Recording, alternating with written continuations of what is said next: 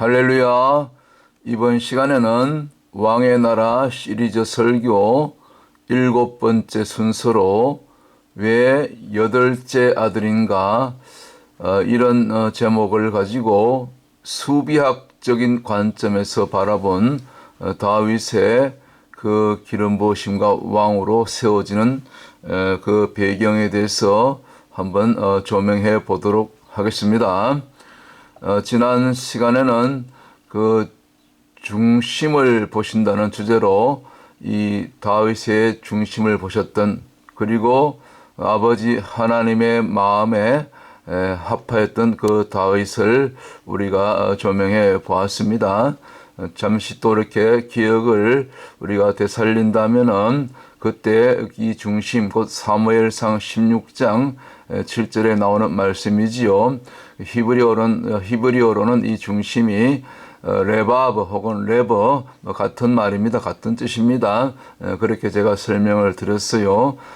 마음, 또 심장, 영어로는 또 heart.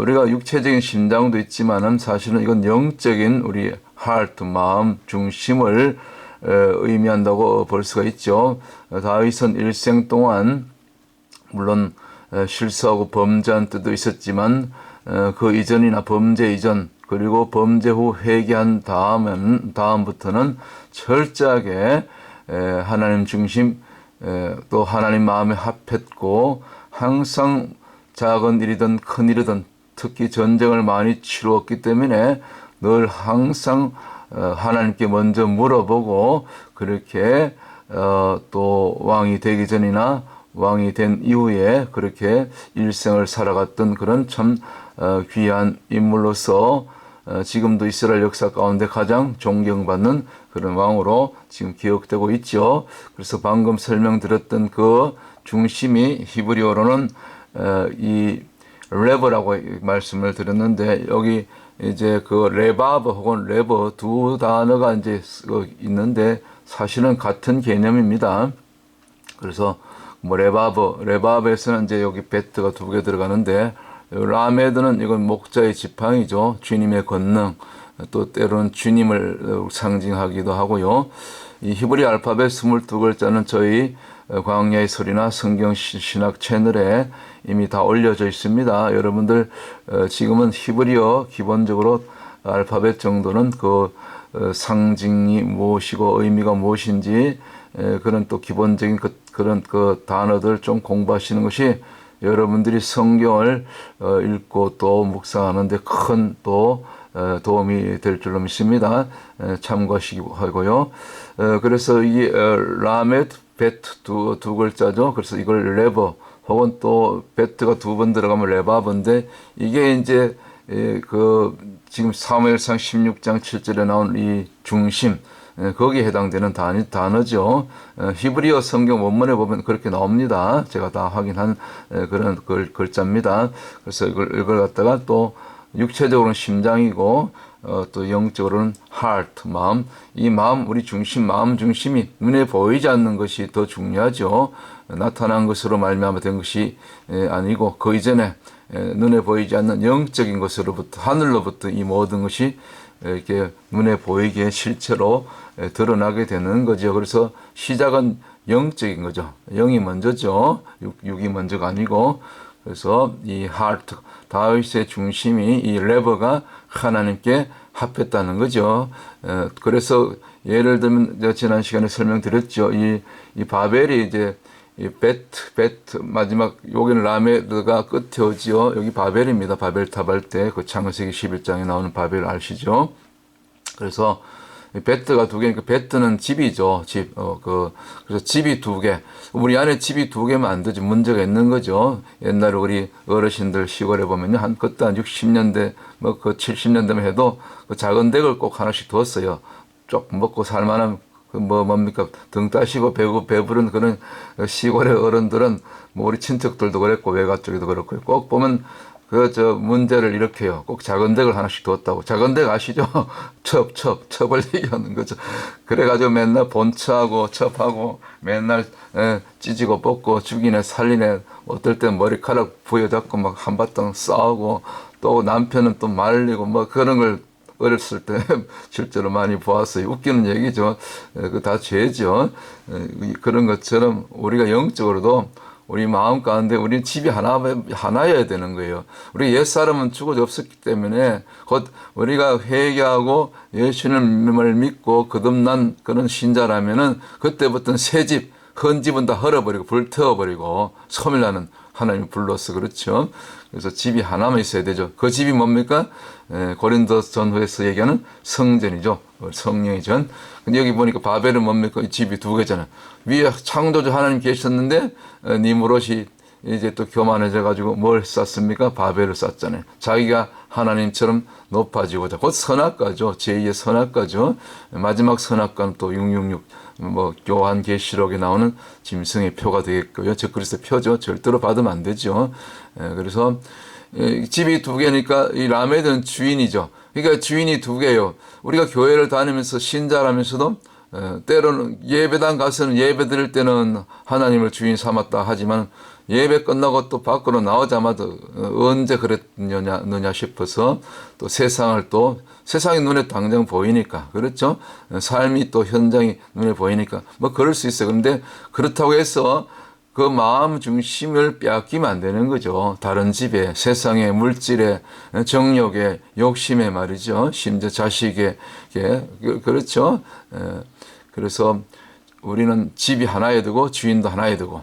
그래서 원래 정말 그 하나님께서 마음에 합한 글자로 만든다면 이 바벨이 뭡니까? 베트가 이 두 개 되면 안 되는 거죠. 그렇게 우리가 볼 수 있는 것입니다. 그래서 바벨이 문제가 있다. 집이 두 개니까. 작은 데가 하나 둔 거죠. 우상을 둔 거죠. 하나님 아닌 것, 그 선악과를 이렇게 품은 것 정도가 아니라 따먹은 거죠. 자, 그렇게 볼 수 있고요. 예를 들면, 그래서 이제 다시 이제 지난 시간까지 이제 그 중심을 보시는 하나님, 그리고 그 중심이 또 그 중심에 누가 있어야 됩니까? 다시 조금 설명드리면 오직 이 라메드로 상징되는 주님, 곧 성자로 얘기하면 성부 하나님이 계셔야 되는 거죠. 이제 성자로 오셨죠. 그분이죠. 성령. 지금은 이제 영으로 계시니까 성령님이죠. 그래서 삼위 하나님만이 저와 여러분의 중심에 딱 자리 잡고 좌정하신다는 말씀이 있죠. 주인 되는 거죠. 내가 주인 삼은 그런 보험성가도 있죠. 주인 삼은 그런 상태. 그렇죠. 세상이 주인이 아니고, 남편이 주인이 아니고, 아내가 주인이 아니고, 그렇죠. 교회도 그 당회장, 그 목사님이 주인 되면 안 되는 거죠. 주님이 주인 되어야 되는 거죠. 목사님이 당회장이라고 해서 무슨 당회장입니까? 그냥 담임 목사죠. 그렇죠? 그 당회장이라는 말도 뭐 당회가 있어서 당회장인데 사실은 좋은 표현이 아니죠. 그런 용어도. 자, 그런 걸 다 내려놓고 사도 바울은 내가 죄인 중에 괴수라고 했는데 그렇지 않습니까? 자, 그래서 우리가 목회자나 평신도나 우리 속에 이 집이 두 개, 곧 자신이 높아지면 안 된다 그런 말씀드리고 오직 우리는 한 주인, 이 레버 혹은 레바브, 오직 이 목자 되신 이 라메드, 이 주님을 상징하는 이 성령님을 상징하는 이 라메드 한 분만 모시고 오늘 또 새벽 눈 뜨자마자 또 하루 종일 주님과 동행하고 순종하고 주의를 하고 사명 감당하고 봉사하고 전도하고 그렇게 또 기도하고 말씀을 또 묵상하고 암송하고 외치고 선포하고 그렇게 하면서 또 밤늦게 잠드는 시간까지 오직 주님을 주인 삼아 그렇게 따라가는 그런 한 날 우리가 되셔야 되지 않겠습니까? 할렐루야. 자, 그럼 오늘 이제 일곱 번째 순서로 제가 주제를 왜 여덟째 아들인가 그런 또 이렇게 그 생각이 들어서 의문을 가지게 되지요. 뭐 성경에는 이걸 뭐 다루지 않습니다. 제가 그냥 그렇게 보는 겁니다. 이것을 이제 특별히 그 유대인들이 그 랍비들이 주로 사용하는 게마트리아, 곧 수비약이죠. 수의 그 글자에다 수가 그 숫자 값이 있다 그랬죠. 히브리 알파벳마다. 그래서 이 수비학적 관점에서 왜 여덟째 아들인가? 자, 우리 그 다윗을 이제 택해가지고 이제 사무엘 선지자를 통해서 기름을 붓게 되는데 그 과정에 보면은 이제 사무엘상 16장의 본문이죠. 11절, 12절 한번 보겠습니다. 또 사무엘이 이새에게 이르되 내 아들들이 다 여기 있느냐? 이새가 이르되 아직 막내가 남았는데, 지금 그 이전에 이제 앞절에 보면은 그 7 아들이 다 지나갔죠. 맏아들부터. 그래서 그는 이제 양을 지키나이다. 딱 아직 한 아들, 오지 않은 한 아들, 곧 말째 아들이 하나 남아 있었죠. 뭐 지금 그 아들 지금 얘기하는 거죠. 그런데 그는 양을 지키나이다. 뭐 목자죠. 양치기죠. 사무엘이 이새에게 이르되 사람을 보내어 그를 데려오라. 그가 여기 오기까지는, 지난주에 그가 오기까지는 제가 그런 말씀 드렸죠. 제사에 초청을 했을 때 그런 제목으로 또 다루었고요.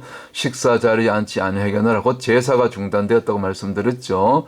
요즘식으로 가면 예배가 중단된 거죠. 뭐 그렇게 볼 수 있는 거지요.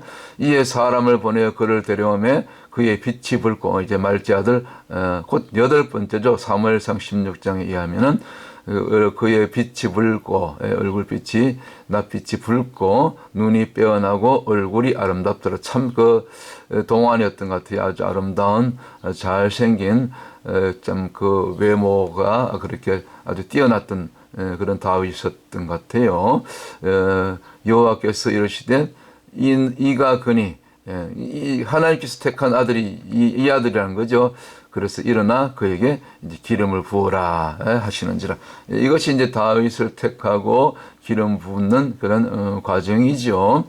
그런데 이제 여기 사무엘상 16장의 그 앞절에 보면 이 7 아들이 다 지나갔다 그래요. 7 아들. 그러면서 아직 말째 아들이 하나 남아있다. 그 얘기죠. 그 말째 아들이 8째 아들인 다윗이죠.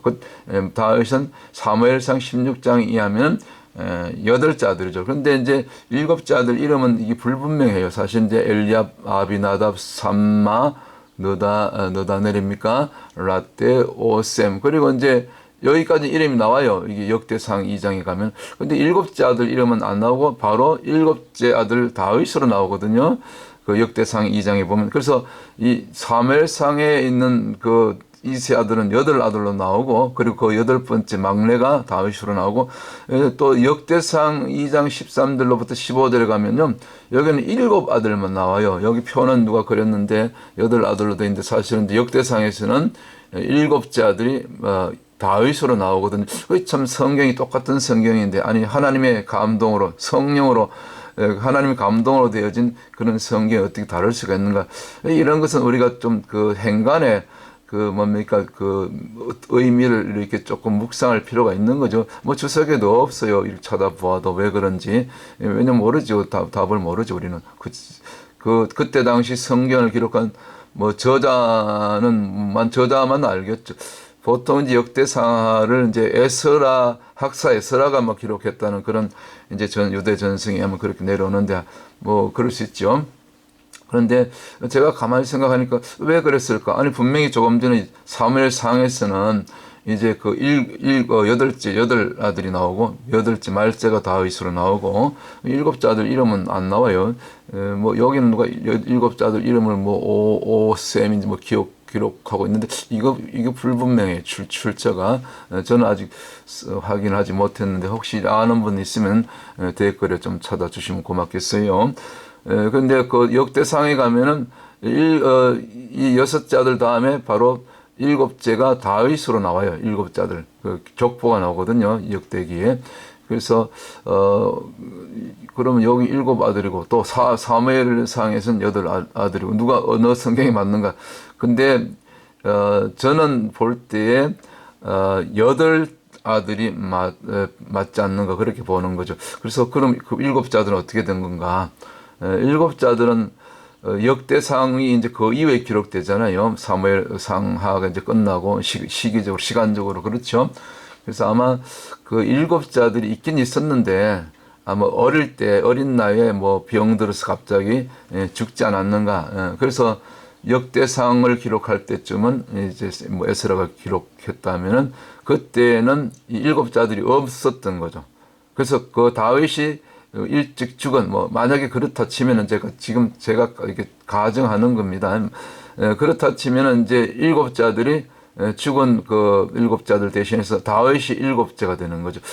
그렇게 해서 이제 역대상에서는, 분명히 사무엘상에서는 8째 아들이 다윗인데, 역대상에 와서 좀 시간이 지나서 역대상을 기록할 때쯤은 이제 일곱 자들은 없어졌고 없는 거죠. 죽어서 뭐 그렇게 볼 수 있죠. 저는 그렇게 보는 겁니다. 주석에는 없어요. 뭐 그렇게 한번 볼 수도 있는 거죠. 그래서 다윗이 일곱째로 들어가게 되죠. 그래서 그럼 이제 사무엘상과 역대상을 비교한다면 여덟째 아들이 맞다고 보는 거죠. 그래서 여덟째 아들로 다윗이 왔다. 그래서 이 수비학이 왜 중요하냐면 다 숫자마다 이 숫자 값이 있는데 히브리 알파벳, 기멜, 달렛 쭉 가면서 1, 2, 3, 4 쭉 해서 요드는 숫자 값이 10이고 그다음에 아까 우리 공부했던 라메드는 숫자 값이 30이라고 제가 말씀드렸죠. 30은 요셉의 총리로 또 이렇게 일을 벌게 된 나이고 총리가 된 나이고 또 구약에 레위 지파로서 성전에 일을 할 수 있는 나이가 30세, 뭐 제사장 포함해서 그리고 50세까지 봉사하게 되죠. 뭐 대제사장은 뭐 종신직이었는 것 같아요. 뭐 아론 같은 경우 보니까 하여튼 뭐 제사장들로 레위 지파도 그 성전에서 직무할 수 있는 나이가 30세부터죠. 어쨌거나 그리고 한 50세까지. 예수님도 마찬가지로 30세 때 이제 공생애를 들어가게 되고. 그래서 이것이 굉장히 숫자 값이 중요합니다. 여기 라메드가 아니어도 할 것도 목자의 지팡이 곧 주님을 나타내잖아요. 그 참 의미가 있죠. 구약에 또 요셉도 그리고 또 지도자고 그렇죠. 지도자에게 그 해당되는 글자. 그 다음에 뭡니까 심장. 우리 심장의 그 하트 아까 중심이 그 레버라고 했잖아요. 레버. 우리 중심의 주인이 세상이 아니고 내가 하면 안 되죠. 사단이 되는 거죠. 교만한 거죠. 오늘 보면요. 아유 저부터 조심해야 되는데 내가 하는 것이 많아요. 목회자들 가운데. 그래서 항상 조심해야 되는 것입니다. 나는 제일 낮은 자리에 낮은 곳에 임하시는 주님의 은혜가 있잖아요. 그 주님이 어디로 오셨어요? 지난 몇 주 전에 나눈 주제 가운데 베들레헴으로 오셨잖아요. 베들레헴으로 그죠? 가장 낮고 실제적으로 지대적으로도 낮고 가장 작은 곳. 그렇죠? 낮은 곳이죠. 그래서 낮은 곳에 임하소서라는 그런 안요한 목사님의 일대기 간증서도 있었고요. 자, 그래서 다시 본론으로 와가지고 숫자 7은 완전 수인데 숫자 8은 그러면 숫자 7도 너무 좋은 수고 또 하늘의 어떤 신적인 수인데 숫자 8은 또 뭡니까? 숫자 8은 더 좋은 수예요. 제가 볼 때 다 좋은데 숫자 7이 되었을 때 숫자 7이 이루어졌을 때 완전한 우리가 주님의 어떤 다윗처럼 하나님의 마음에 합한 자가 됐을 때 그것을 숫자 7로 본다면은 거룩이죠. 또 안식이고 구별이고 그 다음에 숫자 8이 이어지는 거죠. 순서상으로. 숫자 8은 뜻이 그 히브리적 게마트리아 수비학적인 관점으로 새 창조. 그리고 새 역사, 새로운 지평이 열린다 그러잖아요. 새로운 지평, 새 역사, 새로운 시작이란 말이죠.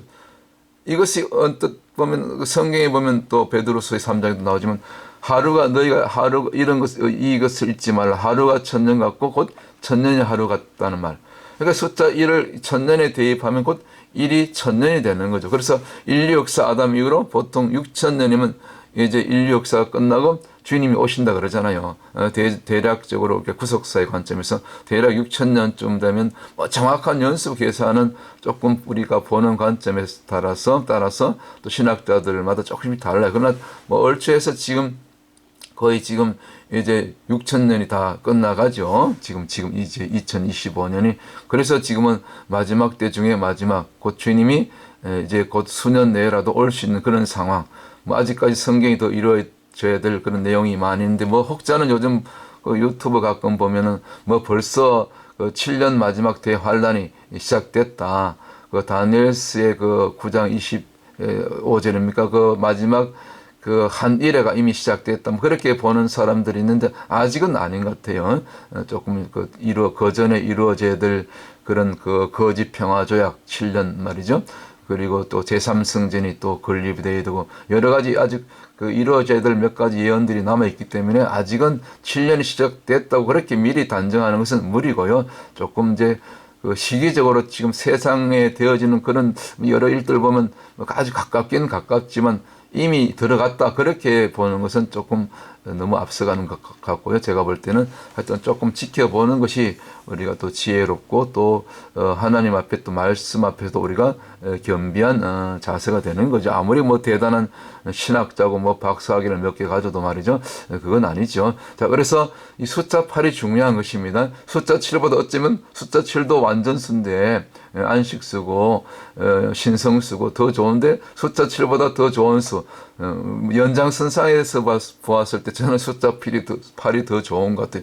왜냐하면 이 수비학적으로 8은 곧 8,000년째잖아요. 예수님 6,000년 끝나면 인류 역사 구속사 완성이 되고 이 땅에 재림하시면은 그때 이제 부활, 이제 휴거 승천이 일어나죠. 우리가 거룩한 뭡니까? 요한계시록 19장에 이제 주님과의 혼인잔치가 끝나고 그런 다음에 이제 지상 재림이 완성돼서 요한계시록 20장에 있는 그 천년기, 곧 천년왕국이 시작되는 거죠. 그 천년왕국이 실제로 있습니다. 이사야서에 이미 다 예언되어 있잖아요. 그 천년왕국에 대해서는 이사야서 11장, 대표적으로 이사야서 65장이 나오고 그 외에도 천년왕국에 대한 기록들이 구약의 예언서에 뭐 소선지서, 대선지서 할 것 없이 그 예언서들에 많이 나와 있습니다. 곳곳에서 제가 그런 부분들만 해당되는 구절을 제가 찾아서 정리한 자료가 있는데 하여튼 수십 구절이 되더라고요. 그래서 천년왕국 실제로 있는 것이고 앞으로 그렇게 성취될 것이고 그럼 이제 천년왕국이 끝난 다음에 8,000년째는 그러면 이제 그 완전히 이 땅의 모든 것을 이 하나님 이 땅의 그 나라를 이제 그 완성된 구속사에 완성된 나라를 실제로 그 하나님께 바치는 때가 이제 8,000년째거든요. 7,000년 천년왕국 끝나고 제2의 곡감마국 전쟁 그때도 또 사단이 한번 또 그 마지막에 또 풀려나가지고 무적경에서 풀려나와서 세상을 미혹하죠. 천년기 말에 그런 사건이 있은 다음부터 그런 부분은 제가 요한계시록 설교할 때 다 올려드렸어요. 저희 채널에 다 있습니다. 자세하게 올려드려 있어요. 그런 다음에 이제 그 뭡니까 둘째 사망 그다음에 둘째 부활 곧 이제 영원한 그 나라 요한계시록 21장 새하늘과 새 땅이 도래하고 새 예루살렘 성이 이 땅에 내려오고 그리고 요한계시록 22장에 그 생명수 강이 흐르는 그 12가지 과실이면은 생명수 강가를 그리고 다시는 이제 이 땅의 눈에 보이는 물리적인 해나 뭐 이런 거 비치는 해가 필요 없이 하나님 자신이 하나님 보호자와 어린 양 자신이 등불이 되는 그런 시대. 다시 어둠이 없고 다시 사망이 없고 다시 바다가 없고 그렇죠. 이미 요한계시록 21장에는 다시 바다가 없다 그러죠. 천년기까지는 바다가 있다는 얘기죠. 그래서 사해가 살아나고 어부가 다시 그 강가에서 낚시를 하게 되고 그런 얘기들이 이제 에스겔서에 나오죠. 천년기 때 얘기죠. 그래서 이 숫자 8은 곧 새로운 시작, 새 창조, 새 역사인데 이게 이제 그 구속사의 어떤 시간적인 개념으로 보면 이거는 8,000년째 곧 요한계시록으로 얘기하면 요한계시록 20장이 끝나고 그 천년기가 끝나고 저는 그렇게 보는 겁니다. 이제 요한계시록을 이렇게 풀 때 구약에 했던 다니엘서라든가 이런 것들 또 이사야서의 예언, 에스겔서의 이 모든 예언 또 스가랴서의 마지막 예수님 재림 스가랴서 14장 이 모든 것을 다 종합해서 볼 때 뭐 복음서까지 다 포함해서 이제 그 요한계시록 21장, 22장의 내용이 바로 여덟 번째 수비학으로 숫자 8에 해당되는 수인데 바로 다윗이 이 숫자 8, 곧 여덟 번째 아들로서 기름 부음을 받게 된다. 그 얘기죠. 그래서 다윗은 예수 그리스도를 예표하는 인물이잖아요. 왜냐하면 다 그 공생의 기간 동안에 수많은 병든 자들 꼭 예수님을 지칭할 때 거기다 수식을 하나 갖다 붙인다 했잖아요. 반드시 다윗의 자손으로 오시는 이여. 다윗의 자손은 곧 다윗의 계보로 오신다는 것이고 다윗의 계보는 일반 평민이 아니고 이 하층이 아니고 뭐 종이 아니고 왕의 계보잖아요. 그러니까 다윗은 예수 그리스도 곧 메시아로 기름 부음 받고 장차 만왕의 왕 만주의 주로 다시 오실 예수 그리스도를 예표하는 구약의 대표적인 이스라엘의 왕으로 그렇게 구별된 자죠. 이제 구속사의 관점에서 이렇게 보면 그런 상징을 갖고 있는 인물이 다윗이고, 근데 그것도 다윗이 이색의 여러 아들 가운데 말째 아들, 곧 여덟 번째 아들. 뭐 역대상에서는 일곱 자들 나오지만 제가 아까 설명드렸죠. 보충 설명을 그 일곱 자들이 분명히 있었는데 먼저 일찍 죽지 않았는가 병들어서. 그래서 역대상을 기록할 때는 에스라가 만약 기록했다면 그 7째 아들은 없고 실제로 이제 위에 6 아들은 아직 살아 있었겠죠. 그래서 마지막 말째 아들이 이세가 된 거죠. 뭐 그렇게 해서 기록했을 수 있지 않겠는가. 뭐 저는 그렇게 조심스럽게 내다보는 겁니다. 자, 그래서 오늘 결론적으로 이 8째 아들, 곧 숫자 8로 상징되는 이제 예수님이 재림하고 6천년 말기에 6천년째, 그리고 천년왕국 끝나고 마지막 제2의 곡감하고 전쟁 끝나고 모든 악을 사단을 다 이제 완전히 잡아서 영원한 불못 심판에 들어가고, 이제 완전한 둘째 사망이죠. 둘째 심판이죠. 그 불못 심판, 최후의 심판, 백보자 심판. 그리고 나서 이제 요한계시록 21장 새하늘과 새 땅, 새 예루살렘 층이 도래하고 하늘부터 내려오고 이 땅에.